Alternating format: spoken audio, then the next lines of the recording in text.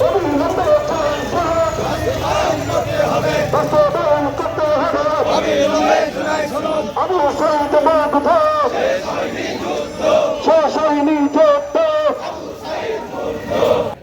ভারতীয় আগ্রাসনের কারণে আজকে আমাদের নিজামী সাহেবকে তারা ফাঁসি দিয়েছে, মুজাহিদ সাহেবকে ফাঁসি দিয়েছে, আলী হাসান মুজাহিদকে ফাঁসি দিয়েছে, মীর কাসেম আলীকে ফাঁসি দিয়েছে, শহীদ আব্দুল কাদের মোল্লাকে ফাঁসি দিয়েছে, সাইদি সাহেবকে তারা হত্যা করেছে।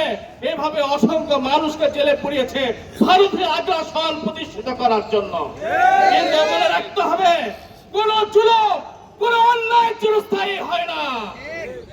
আজকে ভারতীয় উপমহাদেশ 190 বছর ইংরেজরা শাসন করেছিল, তারা টিকে থাকতে পারেনি, কোন অন্যায় টিকে থাকতে পারে না।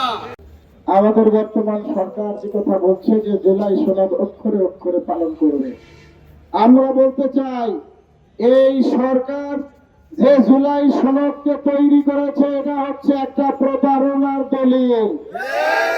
যদি এই জুলাই সনদই বাস্তবায়ন করতে তাহলে গণভোটের রায় মানতে সমস্যা কোথায়? যেই অধ্যাদেশের মাধ্যমে ভোট পেয়ে তারা সংসদ সদস্য পদ দিয়েছে, কিন্তু যেই গণরায়ের মাধ্যমে 70% মানুষ ভোট দিল, এই 70% মানুষের রায় যদি মেনে না নেয়, তাহলে এদেশের জনগণ যদি ফুসে দাঁড়ায়, তাহলে এদেশের ক্ষমতায় টিকে থাকার আর কোন রাস্তা থাকবে না। তাই আমি এই সরকারকে বলতে চাই, এখনো সময় থাকতে নিজেরা চিন্তা করুন। এই জুলাই সনদ শুধু নয়, গণরায়কে মেনে নিন এবং 71-70% জনগণের রায়কে মেনে নিয়ে এটা আইন পাশ করুন, তাহলে দেশের জনগণ আপনাদের পাশে থাকবে।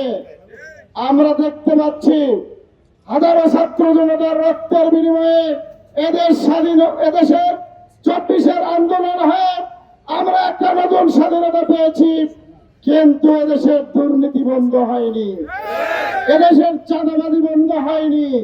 শুধুমাত্র মানুষের বদল হয়েছে, কিন্তু কোন দুর্নীতি চাঁদাবাজি বন্ধ হয়নি।